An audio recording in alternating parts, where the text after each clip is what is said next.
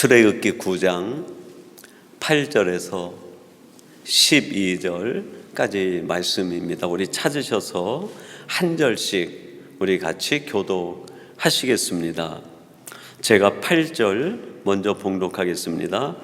여호와께서 모세와 아론에게 이르시되 너희는 화덕의 재 두 웅큼을 가지고 모세가 바로의 목전에서 하늘을 향하여 날리라.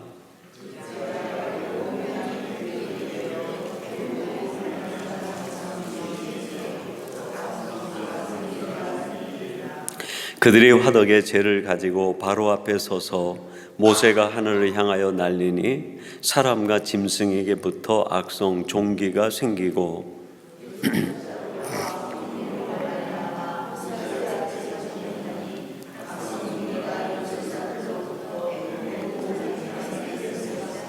우리 12절 같이 봉독합니다. 그러나 여호와께서 바로의 마음을 완악하게 하셨으므로 그들의 말을 듣지 아니하였으니 여호와께 모세에게 말씀하심과 같더라. 아멘. 오늘 화요 예배 시간은 주신 말씀 출애굽기 9장 8절에서 12절 말씀을 갖고 하나님은 어떤 것을 쓰실까 하는 제목으로 하나님의 말씀을 전하도록 하겠습니다. 오늘 본문의 내용은 애굽에 내리는 하나님의 6번째 재앙이라고도 할 수 있겠고, 또 하나님이 베푸시는 은혜이라고도 할 수 있겠고, 애굽 백성들에게 돌아오라 말씀하시는 사랑의 메시지라고도 할 수 있겠습니다. 이 6번째 이적이 행해지게 되는데 그 재료가 화덕의 재였어요. 그러니까 장작이 다 타고 남은 그 재 두 웅큼을 모세가 움켜쥐어서 하나님의 말씀을 따라 그거를 날렸더니 그게 전부 애굽에 있는 가축과 사람들에게 달라붙어서 악성 종기가 되었다 이야기합니다. 하나님은 애굽 백성들과 또 바로에게 하나님의 어미하심과 하나님의 권능을 나타내기 위해서 사용할 재료가 무궁무진하셨을 것 같아요. 바로를 한 번에 굴복시키려고 하면 정말 위대한 장군을 보내가지고 큰 군대를 보내서 한 번에 무릎을 꿇게도 하게 하실 수 있었겠죠.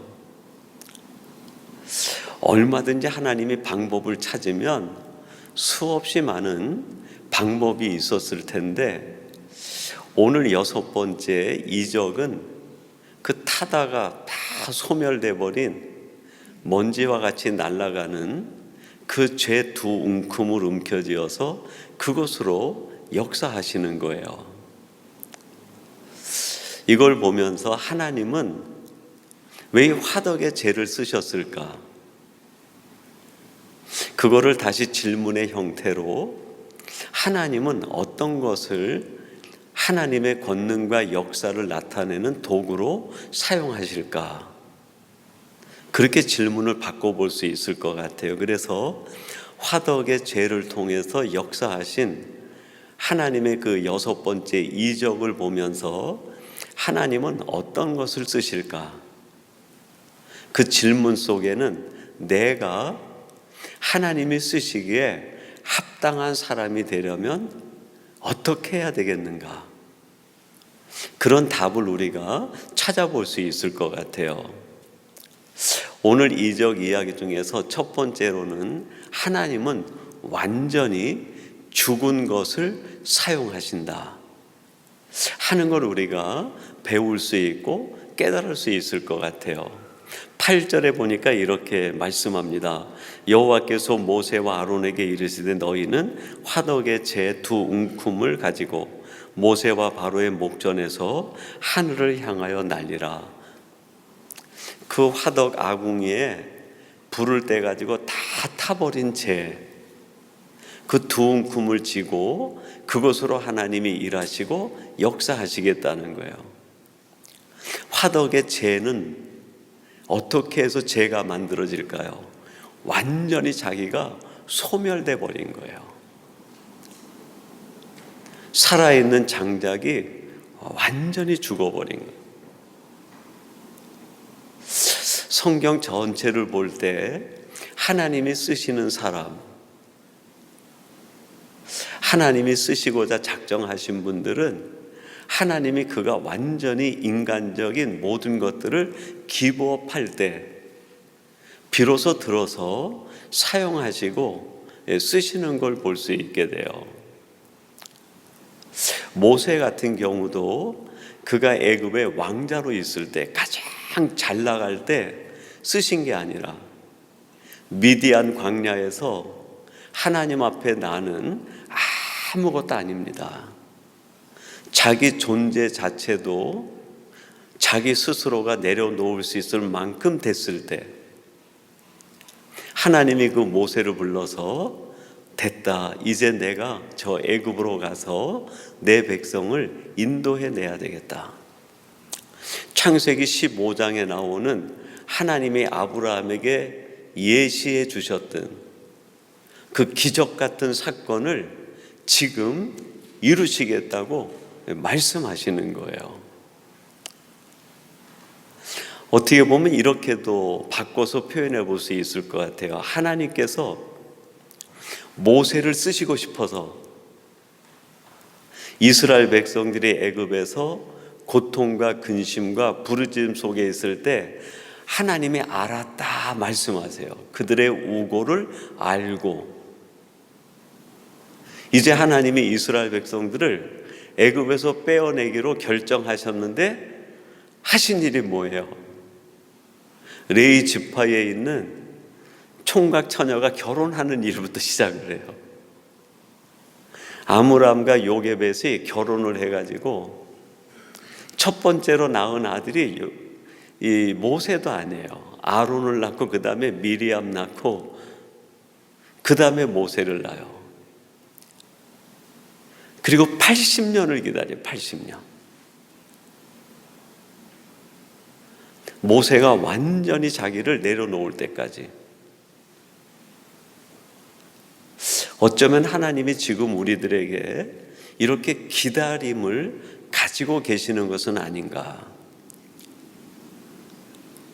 하나님 왜 내게 역사하지 않습니까? 하나님 왜 나를 통해서 일하지 않아요? 우리가 이렇게 하나님 앞에 기도할 때 하나님이 보이지 않는 또 들리지 않는 소리로 이렇게 말씀하시는 거 아닐까?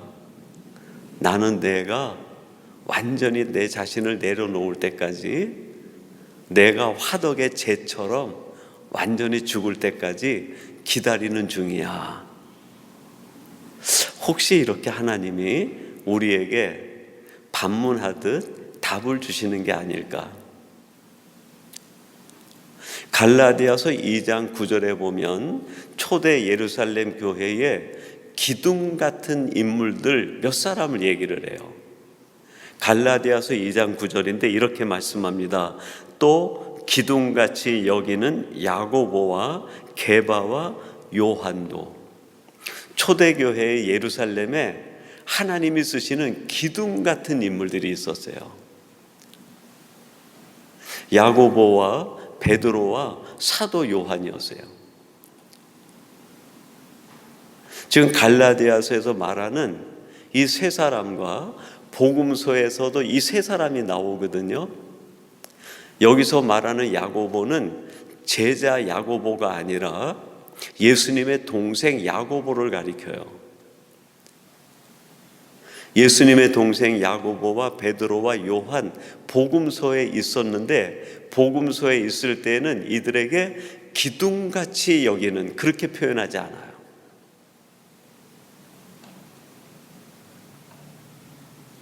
복음서를 지나서 사도행전 지나가지고 비로소 이들이 주님이 쓰실 수 있는 교회의 기둥 같은 인물이 된 거예요. 그러면 복음서에 있을 때와 지금 사도행전을 지나서 갈라디아서에 말할 때 세 사람 사이에 변화된 것이 무엇인가? 도대체 이들에게 어떤 일이 있었을까요? 자기 죽음이라는 것이 있었어요. 복음서에 나오는 야고보 제자들에게는 아직까지 내려놓지 못한 게 있었어요. 십자가 앞에서 철저히 죽지를 못했어요. 그러다 보니까 제자들이 서로 만나면 누가 더 크냐? 예수님에게는 당신의 나라에 임하실 때에 나는 좌편에 나는 우편에 써주세요. 오죽 주님께서 답답했으면 얘들아, 천국은 그런 것이 아니라 어린아이 같은 사람이 천국에선 더 높임을 받아. 그 말 뜻이 뭐예요? 왜 너희들을 내려놓지 못하니? 너희들이 나 예수를 따르면서 왜 자기 죽음, 자기 비움, 자기 내려놓음을 경험하지 못하니? 복음서에서는 예수님이 계속 제자들에게 그 얘기를 해요. 근데 그들이 오순절 성령 사건 이후에 사도행전적 제자로 완전히 바뀌어버려요. 그 사도행전 제자로 바뀌는 경계선상이 뭘까요? 자기 죽음을 경험하는 거예요. 복음서에 있었던 제자들의 모습이 싹 사라져버려요. 완전히 다른 사람으로 재탄생이 되어집니다. 그렇게 일한 야고보, 베드로, 요한을 가리켜서 갈라디아에서 기둥 같은 인물이라고 그렇게 표현해요. 하나님이 이제 마음껏 쓰실 수 있는 사람이 됐다는 거예요. 이걸 통해서 우리들이 내 삶을 한번 이렇게 구분지어 본다고 하면, 나는 지금 복음서적인 제자에 가까운가, 아니면 사도행전적 갈라디아서 2장 9절이 말하는 제자에 가까운가, 한번 나를 돌아볼 필요가 있어요. 똑같은 제자지만 복음서의 제자는 끊임없이 요구가 있어요. 끊임없이 주님과 세상에 한쪽 다리씩 걸쳐놓고 온전히 주님을 따르지 못해요. 마태복음 26장에 예수님이 제사장에게, 그 군사들에게 잡혀서 가야바 법정으로 가는데 장담했던 베드로가 어떻게 합니까? 멀찍이 따라갔다 그래요. 그랬던 베드로가 사도행전에 들어가면서 자기 완전한 비움과 죽음을 경험하고 기둥 같은 인물이 돼요. 나는 지금 복음서적 제자에 가까운가, 아니면 사도행적 제자에 가까운가? 어떻게 보면 굉장히 큰 변화, 차이라고 할 수 있겠어요. 레위기 1장 7절에 보면 레위인들에게 제사를 지낼 때마다 장작을 버려놓고 번제물을 태우라고 지시하시는 말씀이 나와요. 레위기 1장 7절 말씀입니다. 제사장 아론의 자손들은 제단 위에 불을 붙이고 불 위에 나무를 버려놓고 번제단에다가 장작을 확 태우고 거기에 제물을 올려놓고 전부 태워버리라는 거예요. 번제는 하나님 앞에 제사하는 시간이에요. 하나님 앞에 예배하는 시간이에요. 하나님 앞에 제사하고 예배하는 시간은 요구하는 시간이 아니에요. 내 자신을 태워드리는 시간이에요.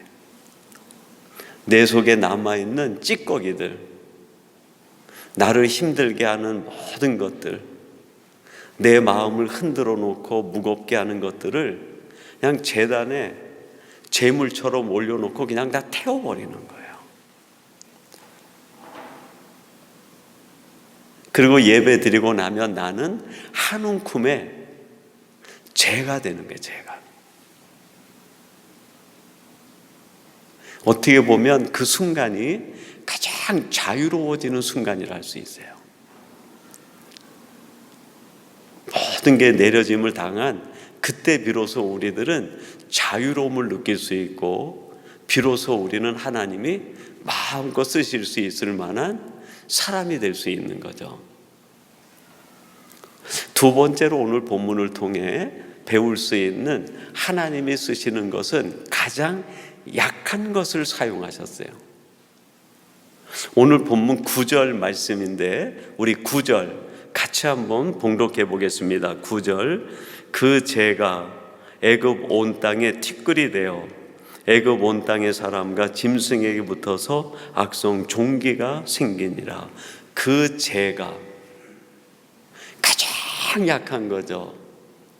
후 하고 불면은 그 입김에도 날아가 버리는 아주 작고 연약하고 무기력한 그 존재가 하나님 손에 들려 하나님의 능력의 도구로 쓰임을 받은 거예요. 하나님은 강한 자도 사용할 수 있었을 텐데 강한 자를 사용하기보다 약한 걸 사용하신 거예요. 저는 이게 우리에게 너무 큰 위로가 되고 은혜가 된다, 그런 생각을 해요.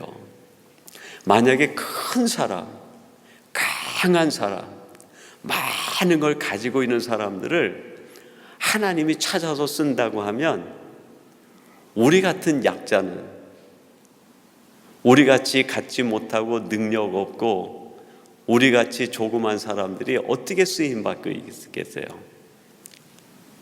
근데 하나님은 성경에 강한 사람이기 때문에 쓰신다고 하신 적이 없어요. 하나님은 약한 자를 들어서 강한 자를 부끄럽게 하시는 분이에요.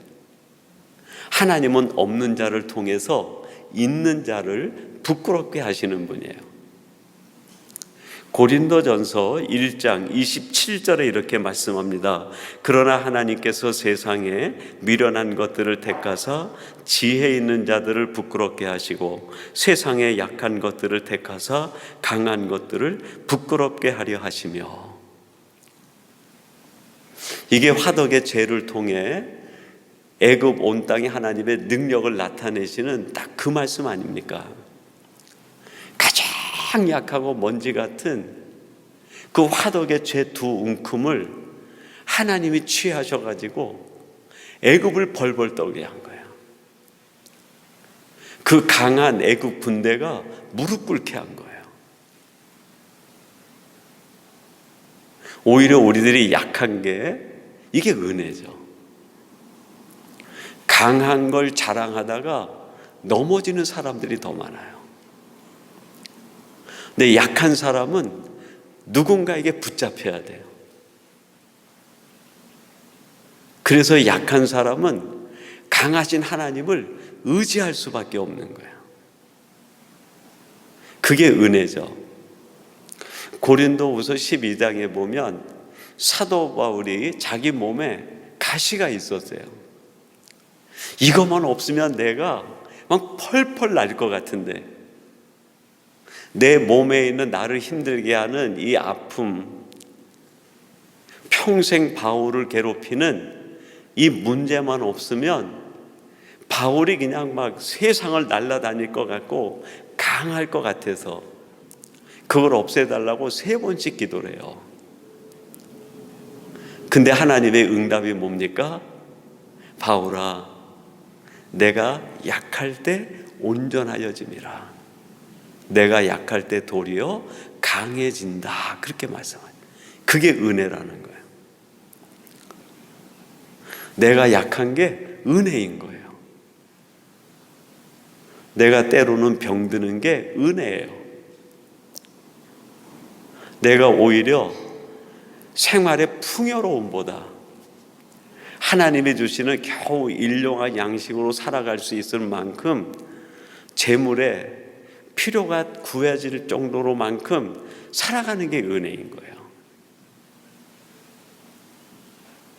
저는 지금 한국의 사회생활이나 이런 거는 왜 이렇게 됐는지는 잘 모르겠어요. 근데 그 원인 중에 하나가 풍요로움 때문이 아닐까. 한국 사회가 예전에 가졌던 그 아름다운 모습들을 막 잃어버리고 있는 게 그때보다 풍요로워서 이런 것이 아닌가. 제가 어렸을 때에 살던 집은 문에 이렇게 드르륵 하고 도르래로 문을 열고 들어가면 한쪽에 부엌이 나오고 한쪽에 이렇게 텐마루처럼 나와요. 그럼 텐마루 밑에다 신발 벗어놓고 올라가면 큰 안방 나오고 그 옆에 건너방 조그만 방 하나 있어요. 저희가 6식구거든요. 형제들이 부모님까지 하면 전부 8식구죠. 저녁에 잘 때 되면 어머니가 안방에다가 바닥 전체를 갖다 요를 깔아요. 한 서너 개 요를 까면 바닥 전체가 요가 다 깔려요. 그리고 어머니가 비계를 하나씩 놔요. 어머니 비계 놓고 그 옆에 아이들, 형들 또 동생 비계 쫙 놓고 그러면 그 비계 따라가서 눕는 거예요. 꼭 군대 내무반처럼. 어머니가 이렇게 비계를 딱 놓고 나면 내 비계를 얼른 들어다가 다른 사람 비계 치워놓고 내가 엄마 옆에다 비계 놓고 엄마 옆에 누워가지고 엄마 손잡고 그러고 자고 그러는 거예요. 그리고 그때는 집에 문 잠그는 것이 없었던 것 같아요. 냉장고도 없으니까 밥 먹고 찬밥이 좀 남으면 그거를 얼음물이나 이렇게 해가지고 띄어서 이렇게 놔두든지 겨울 같으면은 아랫목에다가 이렇게 덮어두든지 그렇게 했던 것 같아요. 근데 아침에 일어나서 어머니가 에이구 저녁에 또 누가 왔다 갔네 그래요. 배고픈 사람들이 문 열고 들어와 가지고 찬장 뒤져서 밥 있으면 그거 김치해 가지고 먹고 그러고 가는 때가 그런 때였어요. 그리고 집에서 쑥에다가 쑥떡 만들면 동네 쭉 서 있는 그 집 문 하다가 전부 다 한두 개씩 나눠주고 그랬던 그 기억이 지금도 나요. 정말 삶이 풍요로웠다. 마음이 여유가 있고 너그러웠던 것 같아요. 근데 그때 비하면 지금은 다 임금처럼 살지 않습니까? 근데 마음은 더 가난해진 것 같아요. 여러분, 가난한 게 나쁜 것만은 아니에요. 우리가 약해지는 게 나쁜 것만은 아니에요. 때로는 내가 병드는 게 나쁜 것만은 아니에요.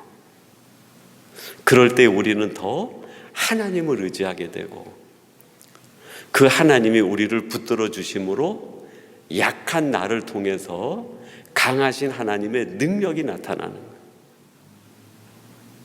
이게 얼마나 큰 은혜고 축복인가. 세 번째로 하나님은 어떤 것을 쓰실까? 하나님께 완전히 붙잡힌 걸 쓰시는 거예요.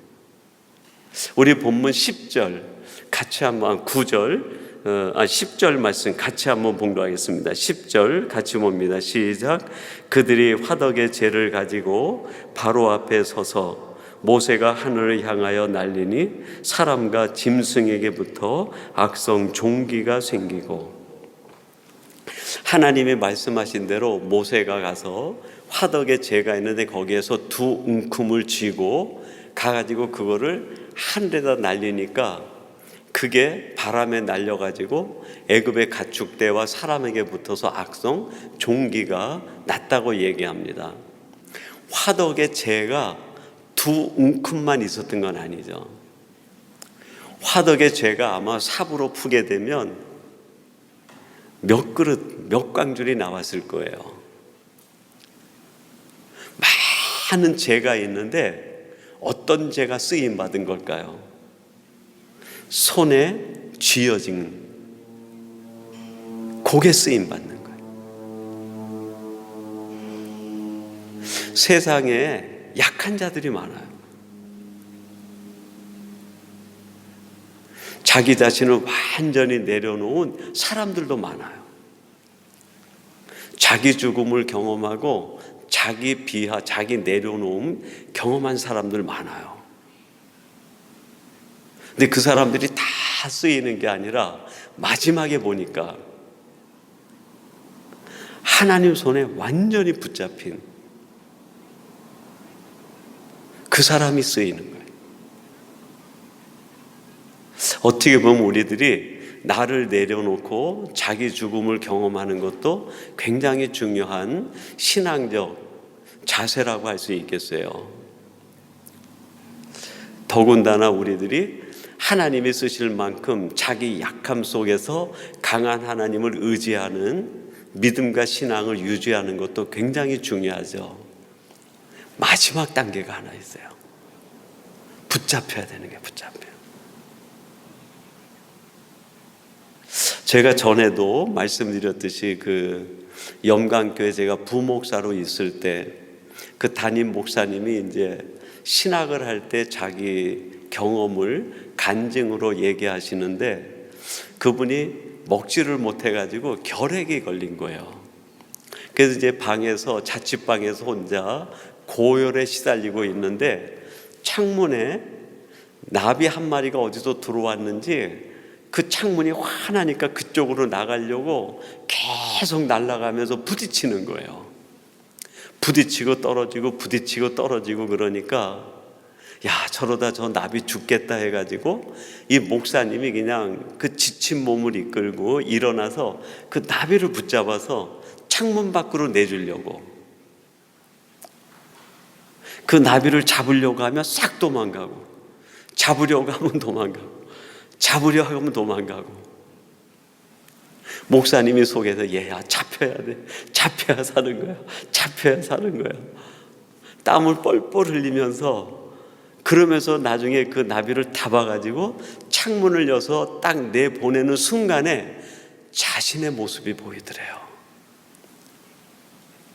내가 신학을 한다고 공부하고 하나님 앞에 나를 헌신한다고 목회자가 되겠다고 했는데 내가 혹시 나비와 같이 하나님이 나를 잡으려고 하는데 이리 도망가고 저리 도망가고 붙잡히지 않으려고 발버둥 친 그 나비가 내가 아닌가 그게 보이더래요. 거기에서 회개를 하면서 하나님 앞에 이제 내가 하나님 앞에 붙잡힌 바 된 사람으로 살겠습니다. 그렇게 기도하고 며칠 지나면서 회복이 되기 시작하신 거예요. 그게 건강이 회복이 돼가지고 신학을 마치고 목회를 하시는 거죠. 그 간증을 하시는데 그게 얼마나 감동이 되든지 잡혀야 쓰임받고 잡혀야 내가 사는 건데 때때로 우리들은 하나님이 잡으려고 다가오면 얼마나 교묘하게 빠져나가는지 몰라요. 그 화덕에 죄가 수없이 있었을 텐데 그 죄가 다 쓰임받은 게 아니에요. 딱 손에 붙잡힌 그것만 쓰임받은. 이 땅에 정말 수억의 크리스찬들이 있지 않습니까? 그 크리스찬들이 예수를 믿고 하나님의 은혜로 구원받는 은혜는 다 경험할 수 있어요. 그러나 쓰임받는 건 달라요. 그 수억의 크리스찬들 중에 누가 쓰임받는가? 하나님께 완전히 붙잡힌 받아야 돼. 사도행전 2장에 보면 오순절 성령 사건을 얘기하는데 12절에 이렇게 말씀합니다. 다 놀라며 당황하여 서로 이르되 이 어찌된 일이냐 하며 그 마가의 다락방에 120명의 성도가 모여서 찬송하고 기도하는데 하늘로부터 급하고 강한 성령이 임하게 됩니다. 그리고 서로가 알아듣지 못하는 방언으로 서로 알아듣고 이야기하고 이제 그들이 예루살렘과 온 유대 땅을 다니면서 회당을 다니며 복음을 전하기 시작하는 거예요. 그들이 놀라는 거예요. 우리들이 이렇게 된 게 이게 어찌 됨이냐. 우리가 이렇게 쓰임받게 되는 게 이게 도대체 어찌 된 일인가. 그들이 자신들을 너무나 잘 알았어요. 예루살렘의 크리스찬의 박해가 이루어지니까 다들 숨어있던 사람들이에요. 아주 연약한 사람이에요. 어쩌면 우리와 크게 다르지 않은 사람들이에요. 근데 그들이 마가의 다락방에 올라와서 숨을 죽이며 기도하고 있는 거예요. 왜 그렇게 했을까요? 사도행전 1장 4절에 보면 이런 말씀이 나옵니다. 사도와 함께 모이사 그들에게 분부하여 이르시되 예루살렘을 떠나지 말고 내게서 들은 바 아버지께서 약속하신 것을 기다리라. 얘들아, 너희들이 어떠한 어려움이 있어도 예루살렘을 떠나지 말고 내가 너희들에게 말하고 하나님이 약속하신, 하나님께서 나 대신 보내주신다고 하는 보혜사 성령을 기다리라. 예수님의 말씀에 붙잡힌 거예요. 우리가 고난과 고통이 있어도 여기를 떠나면 안 돼. 예루살렘에 있어야 돼. 우리가 기도해야 돼. 모여 있어야 돼. 주님의 그 마지막 말씀에 붙잡힌 바 된 거예요. 그 사람들이 120명인데 고린도전서 15장 6절에 보면 예수님의 마지막 승천하실 때 있었던 사람들이 500여 사람이라고 얘기합니다. 그 후에 500여 형제에게 일시에 보이셨나니, 예수님이 승천하기 직전에 모여 있었던 예수님을 따르는 무리들이 500여 명 정도 됐는데 그들에게 이 말씀을 주신 거예요. 얘들아, 예루살렘을 떠나지 말고 내가 너희들에게 약속한 하나님이 보내시는 성령을 기다리라. 근데 380명은 이 말씀에 붙들리지 못한 거예요. 380명은 그 예루살렘에 불어닥친 크리스찬의 박해, 그로 인한 고난과 역경 때문에 뿔뿔이 흩어지고 만 거예요. 그리고 마지막에 그 말씀에 붙잡힌 120명, 그들이 하나님의 새 역사를 이루는데 쓰임받게 된 거죠. 초대교회에 얼마나 많은 예수님을 따른다고 하는 무리들이 있었습니까? 호산나 찬양을 부르며 예수님이 예루살렘에 입성할 때 온 무리가 다 모여왔어요. 예루살렘 전체가 소동이 벌어진 거예요. 근데 그들이 아니라 마지막에까지 붙잡힌 사람, 그 사람들로부터 예루살렘 교회가 만들어지고 유다 땅이 변화되고 사마리아가 변화되고 세상과 온 땅, 그리고 지금 우리에게까지 복음이 전파된 거 아닙니까? 하나님께서는 지금도 이렇게 하나님께 완전히 붙잡히는 그 사람을 기다리고 계시는, 오늘 우리가 묵상한 하나님께서 모세를 통해서 애굽에 내리신 6번째 그 하덕의 죄가 날아가서 악성 종기가 된 이 이적을 통하여 하나님이 우리에게 주시는 메시지는 내가 너희들을 쓰고 싶다 하는 마음이에요. 내가 너희들을 정말 쓰고 싶다. 너희들이 약하고 너희들이 부족하고 힘이 없지만 그것이 너희들을 사용하지 못하는 이유가 아니라는 거야. 내게 붙잡히기만 하면, 내 손에 붙들리기만 하면 내가 너희들을 통하여 무엇이든지 할 수 있다는 거야.